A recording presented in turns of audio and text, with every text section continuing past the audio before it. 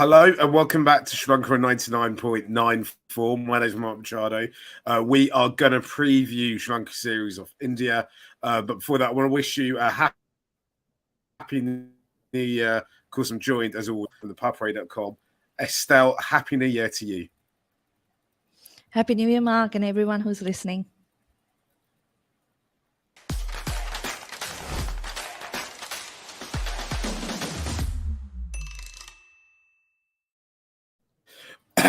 Welcome back, Estelle. Hope you had a good Christmas and New Year's. We won't get into that because cricket has started as soon as the year's got off. Sri Lanka are currently in India getting ready for the series. They've got to play 3 T20s and then 3 ODIs. It's a big year, as always, for Sri Lanka cricket because we've got an ODI World Cup that we're building towards. If we get to it and we qualify to it, which will be in India. So this is an important part of the preparations. Estelle, let's get stuck into it. What are your thoughts on the squad? There's a few players being dropped from the previous squad against Afghanistan and a few players coming in. Let's get your thoughts to start the year. Yeah, I think it's pretty decent squad, isn't it, for both the ODIs and the T20s? Like you mentioned, a couple of names missing from the previous Afghanistan series. But I don't think it's that much of a change or that much of a surprise. Just looking overall at the two squads, they look pretty strong. Of course, it's going to be really challenging two series, I think, because even with the best of teams, Sri Lanka have not managed to kind of win against India in India. So this is going to be challenging. But I think with a nearly full strength side, Dasun Shanaka's team will be expected to at least be really competitive in the 3 ODIs and 3 T20s.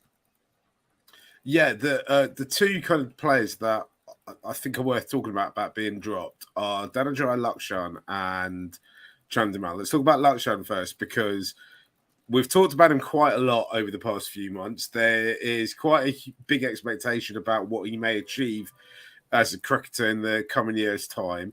I thought it was a bit of a left field decision to bring him back into the squad for Afghanistan. Though, the times I've seen them play, the bits of domestic cricket or development team cricket I've seen, I've been quite impressed. He came in. I was kind of surprised they didn't give him many opportunities. He played that first ODI. He was playing for the second, but the second ODI got washed out. So he didn't really do much. Then he got dropped from the third. Of course, Walalage seized the opportunity and scored those, as part of that vital partnership right at the end to win us that game and draw the series. But I think it's worth talking about the fact they've dropped him because it looked to me like he was somebody they were looking at for ODIs. He didn't have particularly great Lanka Premier League. It just shows really how quickly things change in Sri Lankan cricket at the moment. You can be in one squad, you don't perform in that opportunity that they've given you. You don't perform and seize the moment in the Lanka Premier League, and then suddenly he's out of the squad, right? Yeah, that's a strange one, I think, Dhananjay Lakshan, because I think we spoke about it in one of our previous episodes also about what his role was in the side. Obviously, he was replacing Chamika Karunaratne, who is back in the squads again. But personally, I don't feel like he got the opportunity to really prove himself or do something because he wasn't bowled that much and he didn't get to bat in the last game.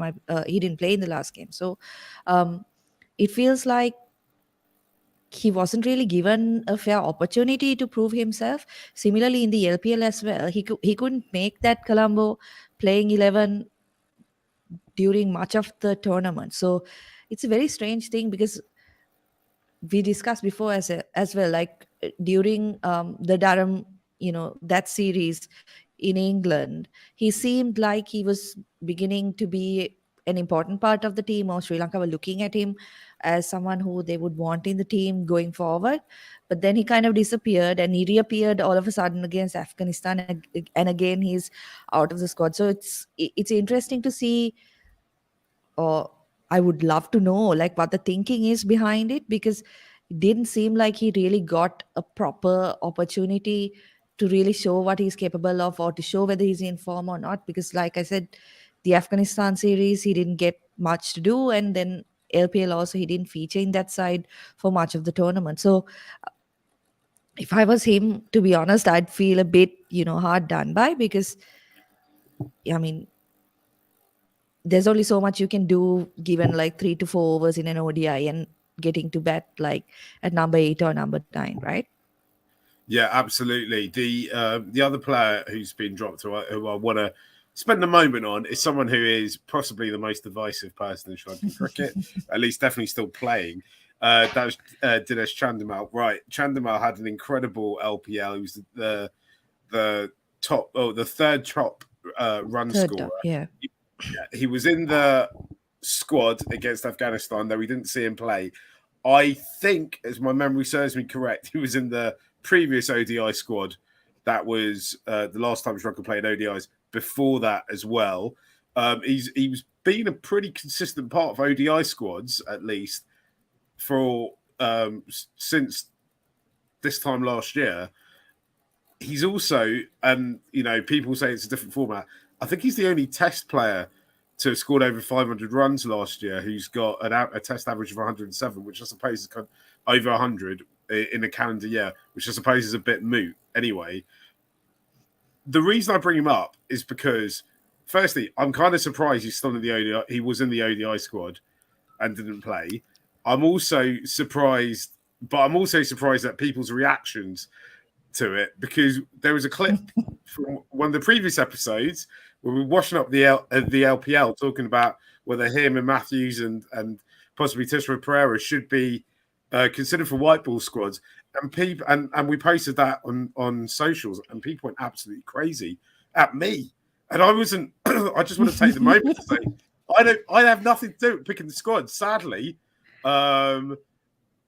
But I do think if we're talking about these white ball squads, which we are, you've got to talk about him in it, because he's been in recent ones relatively recently. It's different with Matthews and Tishra Pereira, because they haven't featured in the white ball squad, I don't think, since 2019.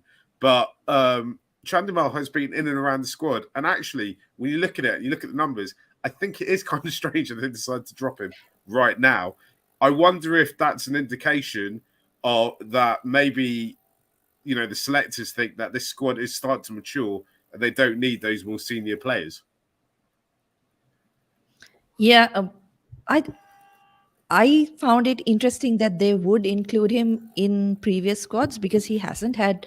Let's be honest, right? He's had the opportunities. It's not like Dhananjay Lakshan. He's had the opportunities over the years. He hasn't performed. I mean, for a guy who started off with so much promise, his record is nothing to speak of, right? In limited overs cricket. So I was kind of surprised when he kept getting picked. um, I would say for this squad, I think one of the reasons that he doesn't feature is the fact that uh, we've got Avishka Fernando back in, and Chandimal seems to be getting a lot of his domestic runs in the LPL and other domestic tournaments, batting at the top of the order. So I don't think at the moment there is a position open for him um, at in the top 3 or 4. When you've got someone like Avishka Fernando coming in, and with the sort of form he showed in the LPL, you'd expect him to slot straight back in either opening or at number 3. And then you've got Pathum Nissanka and Kusal Mendis, who again have got these, who have had good years. 2022 was good, particularly I think for Kusal Mendis. I think it was one of his better years in limited overs cricket. So when you look at that, I just think that he doesn't have a place to slot in, which in my opinion is the main reason we don't see him in this squad. But personally, I mean, it's quite unfair to him in the sense that he had such a fantastic year in Test cricket, and he looked to be in such good form. And then Sri Lanka don't play Test cricket for 6 months, so like it's really unfortunate for him that he doesn't get to kind of build on that form and get some runs and get possibly even some records under his belt. But that doesn't mean that he should necessarily slot into the limited overs squads, because like I said, it's particularly the position that he bats in, right? uh, it, he shouldn't be making that team ahead of some of the younger players that they have picked this time. So I think just looking at things in with that perspective, I think it's a very fair decision um, to leave him out. He's obviously a talented player and he's a fantastic test player, has been in fantastic form, but I don't think that should necessarily have a bearing on whether he makes the limited over squads. Let's talk about the players that have been selected. But before we do that, let's take a quick break. You're listening to Cricket's Conversation on 99.94. Whatever your team, we have the show for you on podcast, YouTube, or on the 99.94 app. We have India, England, South Africa, West Indies, and now Sri Lanka covered. If you want to find us, the best way is to follow us on social media at 9994DM by downloading the 9994 app or Google 99.94 on podcast. We speak cricket. It's definitely worth following 99.94 on whatever platform you're on, because it is the best way to stay in touch with all the cricket, right? Journalists who cover at the moment, almost every single major test nation. And I'm sure within a few months, it will be every single major test playing cricket nation. So if you want to stay on top, you want the insights into the game, then that's the way to go. But you're kind of, you're halfway there. You're here already. Estelle, let's talk about the players who have been selected for the squad, who are coming into this squad again. Avishka Fernando hadn't played cricket since, I think, February last year, February 2022. He had quite a sensational return to the game in the LPL where he was scoring runs right at the top of that Jaffna Kings batting lineup. He was with the Gurbaz, who had just an incredible strike rate. Where does Avishka fit into the side, and how are they going to move it all around to fit him in, to get him in? Yeah, I'd be interested to see if he does make the T20 team, because that side, at least at the top of the order, seems somewhat settled in the top 3 to 4. I mean, even 5 and 6 when you think about it, right? So that batting order seems to be quite settled. So I wonder where he will fit in, or whether they will fit him into that team. Maybe Dhananjay De Silva is the one who will make way, but that's difficult to say, particularly, again, like I've said so many times before, his bowling is what makes him kind of, an almost must pick in that T20 side, particularly when you're playing in India. But in the ODI team, I would hope that he comes in, Avishka comes in as opener and Kusal Mendis drops back into number 3 or number 4, as he had been before Avishka's injury. So yeah, really interested to see the T20 team. I don't see him replacing either Kusal Mendis or Pathum Nissanka. So it at the top of the order. So it'll have to be beyond that. But from what we saw in Sri Lanka's last competitive T20 series, the World Cup, everybody kind of had average tournaments. Everyone in that batting order, you had Dhananjay De Silva getting some runs, Charita Salanka getting some runs, looking pretty decent in the latter part of that World Cup, and also he had a decent LPL as well. So it'll be. I don't think he will make it into the T20 side. Not, at least not in the first game. But ODI team, definitely he should slot back into the opening position and see the others kind of move one down. There's, I think, 2 players we need to discuss. Is Bhanuka Rajapaksa, who it appears to me just doesn't want to play ODI cricket. That's fine. That's his choice. He's going to be playing a lot of franchise cricket this year. I think he'll be, or he is due to be involved in, is it the Dubai Capitals, in the new UAE league that's starting up, and he'll be playing in the IPL as well. I think he's still, this time a year ago, we talked about how he was the only player that Sri Lanka has that does what he can do. I think there's potentially a few players emerging who could take that role, but I still think he's quite far ahead of everyone else, right? In being that big hitter, that kind of finisher. The only other person who's kind of around in that area that Sri Lanka have is Dustin Sharnaker, I think, in terms of players who can tee off right from the get-go and show that intent to score big runs and finish innings or chase down large totals, right? Yeah, absolutely. I think that is the area that Sri Lanka have struggled with, haven't they, in the past few years? Or I mean, not even in the past few years. We've always struggled with that type of batter. And you didn't see too many players step up in that area during the LPL as well. So Bhanuka Rajapaksa had, I would say, by his standards, a terrible LPL. He didn't do anything with the bat. Dasun Shanaka had a decent LPL.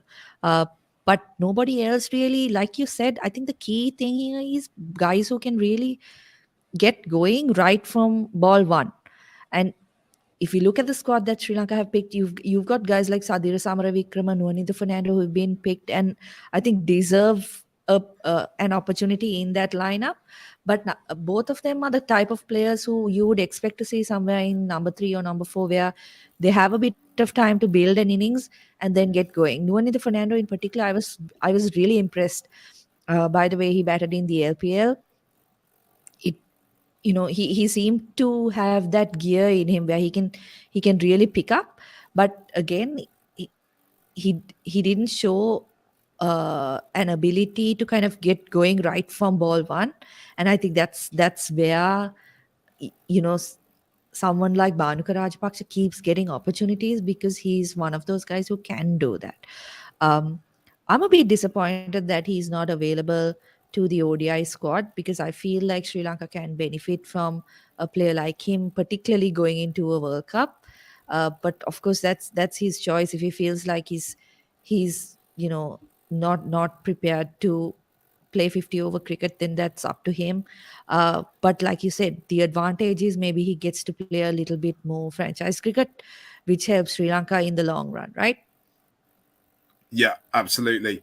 Let's talk about seam bowling options. We know our spinners will be Tikshana and Hasaranga will be our kind of two frontline spinners, I suppose. DDS he's more than capable to bowl a couple of overs, and if need be, Asalanka could even bowl a couple, and I'm sure there's a couple others in there who might fancy a few overs if the need arises. The question is, I think, is Chamira's still injured. Do we go with Madhushankar right from the off? We haven't seen him play much cricket since the Asia Cup, or does he? Do they look at another option as well? And I'm guessing if they're going to play Charnaka and Dasun Charnaka, that they maybe only have one seam option for most of the games across the whole 6 matches. Yeah, again, I think that'll be something that'll be interesting to see, like what the tactics are, because like in India, you don't expect the pace bowlers to have much of an impact. But at the same time, if you look at the likes of Kasan Rajitha, Lahiru Kumara, they have looked good in the past couple of months, right? Rajitha, in particular, had a fantastic LPL again. Has looked really good in limited overs cricket, which I don't think a lot of people expected, because he was very much kind of earmarked as best bowler. But given the injuries Sri Lanka have had in the fast bowling lineup over the last few months, he had to kind of come in. And even during the World Cup, he was pretty decent. So um, they do have a few options. Nuan Tushara is another one who I think should be in that T20 side. So whether they go with 2 or 3, so we have to kind of consider, right, whether Chamika Karunaratne just comes straight back into the side when you've got Dunit Velalage.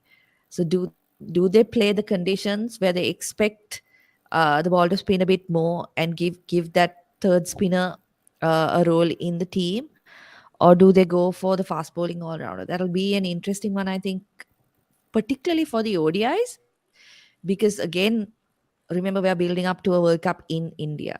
So within 3 games, I think Sri Lanka have a lot of kind of work to do in terms of making those little choices what they want to do. Do they want the third spinning option, or is that going to be DDS? But then DDS does need to get some runs under his belt. If that is the case, he had I think a poor year last year. He had a couple of good innings, DDS or but nothing. Yeah, oh gosh, last week I don't was speaking to think he his had a father on this particular. podcast, and now I've got his mother on the Yeah, I listened to on the that, show. and I was thinking, yeah, you know what? He didn't have a great year. He's basically hanging on to a position in the limited overs team because he's such a useful bowler, right? But with the bat, which is his I, primary role in the side, he has had a couple of good innings, but overall nothing, spectacular, right?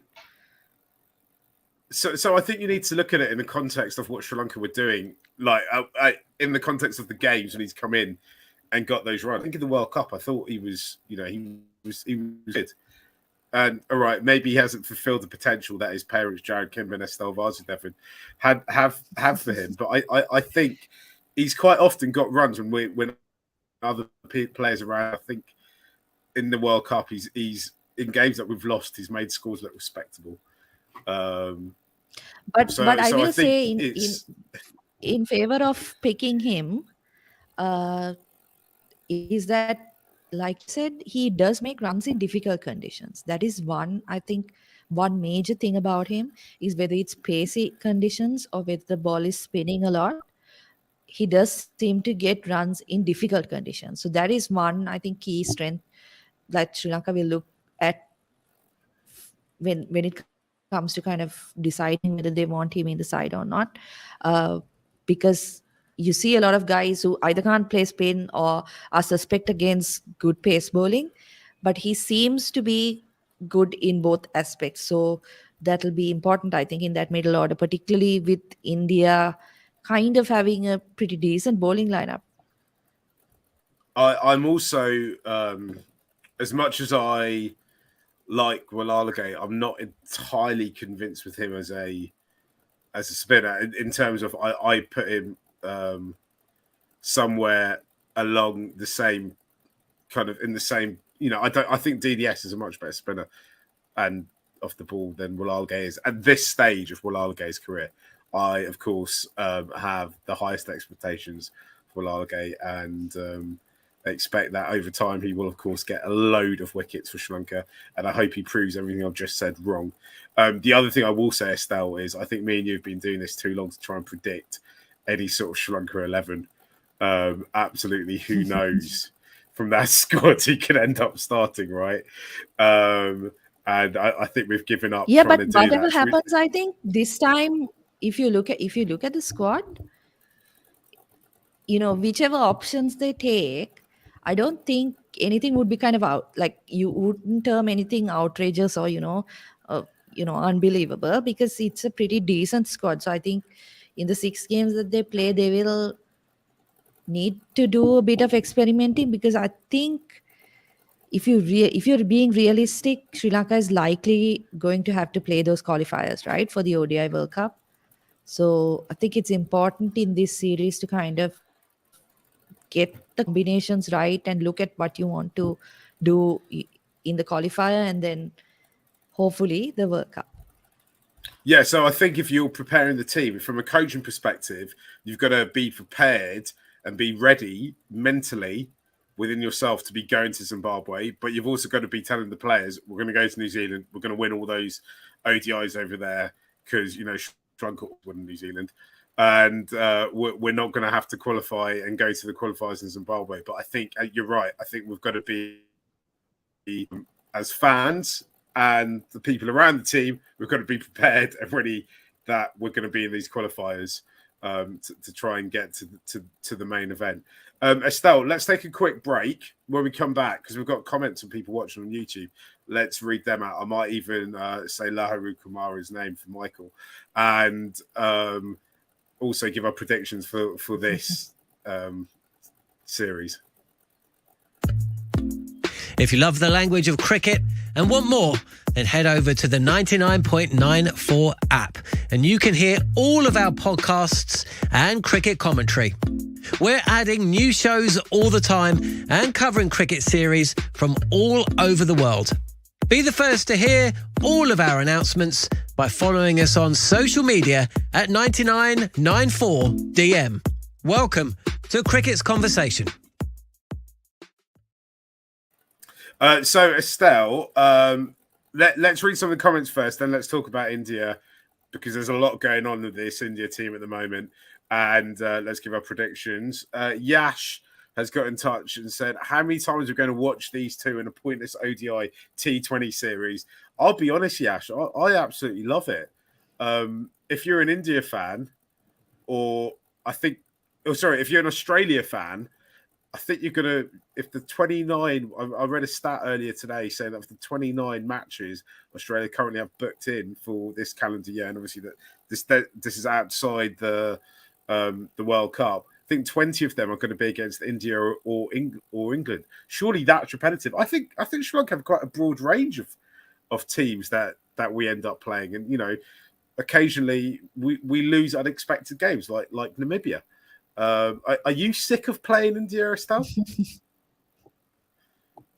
No, I'm not. I think a lot of Indians got sick of playing Sri Lanka a couple of years ago when Sri Lanka were playing pretty much every other series against India. But we don't play them that often anymore, do we? So should be interesting. And I think if you look at teams that do well outside World Cups, India is one of the top teams, right?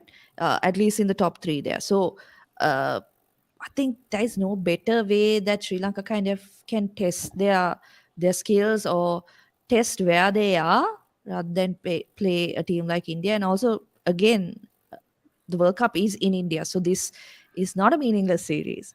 It very much has a lot of importance to what is going on currently. So from a Sri Lankan perspective, I wouldn't call it pointless. I think it's I don't want Sri Lanka to be losing every game. Then it would seem pointless. But it's a good kind of yardstick to measure against playing against India, who are generally good outside World Cups. Michael's asked me to say Lahuru. It is in my accent, which I've now done twice for you, Michael. I hope you're enjoying it. SS98 has said Sky. He's a threat to Sri Lanka. Get him out early. That's a good point to segue into a quick discussion about this India squad. Firstly, I think everyone here on Sri Lanka 99.94 and everyone on 99.94 DM wishes Rishabh Pant all the best in his recovery, and hopefully it's not too long before we are seeing him playing some sort of cricket again. But Estelle, India seems to be going through a crisis moment. This is potentially quite a good time for Sri Lanka to go over, right? Because they sacked all their selectors, and I think I'm right in saying that they had to bring those selectors back to pick this squad. So I'm not entirely sure why they need to do that. I mean, they could have just gone and got 5 random India fans from Twitter who would have had a good understanding of who should make the squad.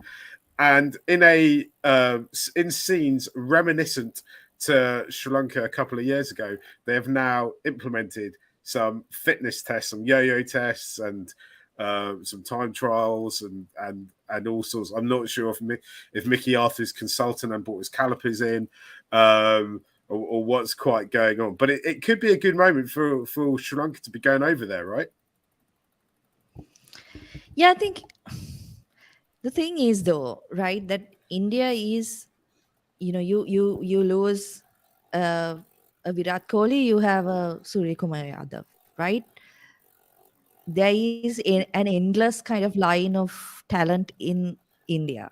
So I don't think that Sri Lanka would be going into this kind of thinking, oh no, what, they're weaker side now, or they're kind of not a weaker side, but there's some stuff going on off the field, so that would give Sri Lanka an advantage. But I do think it's a good time to go in there for Sri Lanka, particularly because for once the Sri Lankan squad seems to be nearly full strength. I think if you look at that team, probably Chamira is the only one Sri Lanka is really missing.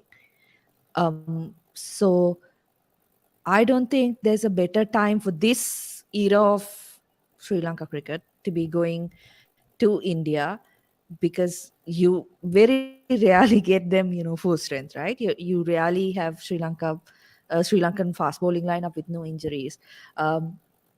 So in terms of that, I think it's a good time to go in. But like I mentioned earlier on in the episode, right? We've had teams with Murali, Vas, Sangakkara, Mahela, Sana Jayasuriya go to India and lose. So I don't think that Sri Lanka will be thinking, oh, we're going to go there and win 3-0, right? But I think they should be competitive, particularly seeing how I think they were disappointing during the World Cup.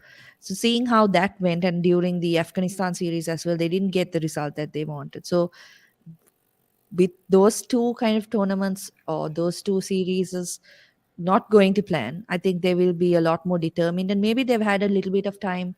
The coaching staff have had a little bit of time to kind of assess the roles again, and what they want from particular players, and what they're looking for from newer players like Samara Vikrama, Nuanitha Fernando, Tushara, even Jeffrey Van der Sey. I mean, he's been in kind of like a traveling reserve, right? Everywhere. He hasn't played much with Hasaranga, kind of obviously first choice Lots pick of in the passport side. stamps for him, and lots of blisters sitting on the bench.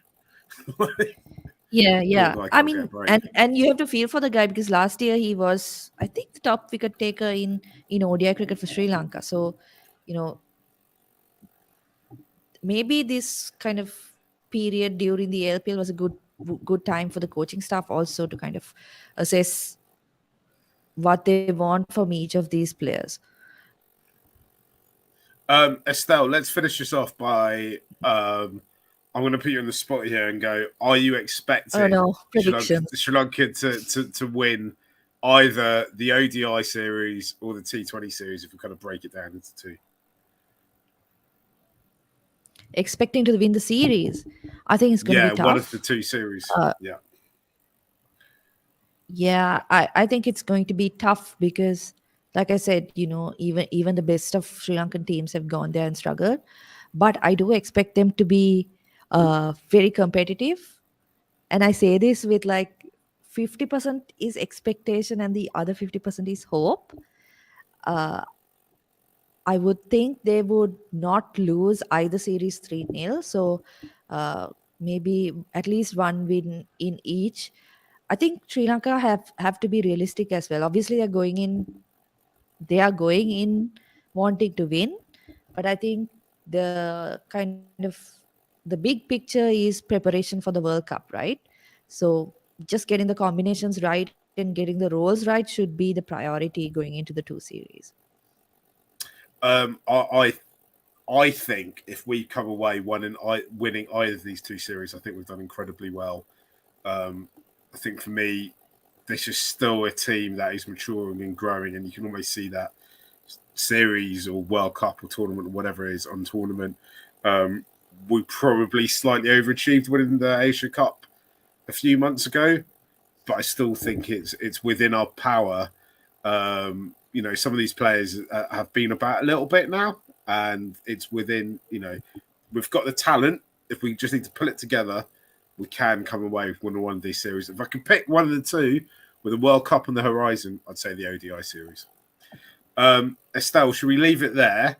If you've been watching our live show on YouTube, so you can watch us live, thank you for that, and please do subscribe if you're not already. Down below on the 99.94 symbol, just hit that, and you won't miss anything from 99.94. If you're listening on a podcast or watching this later on, please do subscribe wherever you get your podcast from as well. Remember, you can download the 99.94 app, and then you won't miss anything as well. And also consider following us on Twitter. Estelle is at Estelle_Vazudare1 as the number one, and I'm at Mark Machado. We'll be back every few days with more updates and discussing the ongoings of Sri Lanka cricket. Thanks for following and thanks for listening. See you later. See you soon. Bye.